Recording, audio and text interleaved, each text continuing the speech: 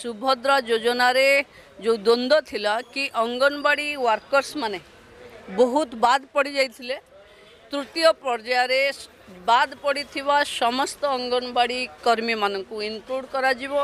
तृतीय पर्यायर जो माने 2,67,000 रिजेक्ट लिस्ट अच्छी जहाँ को कैबिनेट मोहर लगे आउ थे रिचेक करने गोटे भी योग्य हिताधिकारी बाद न पड़ू जहाँ सरकार लक्ष्य थिला ताकू रूपरेख दबापाई ये रिचेक प्रोसेस भी चलिबो।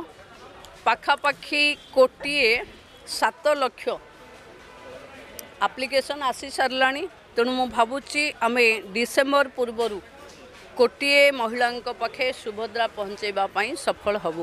पोर्टाल रे समस्ते पोर्टाल रे देखुचंती कि केमती कौन कारण पई रिजेक्ट हेची किछि जण लेखिकी कंप्लेन भी देइचंती समस्तंकर रीचेकिंग प्रोसेस ऑन अच्छी।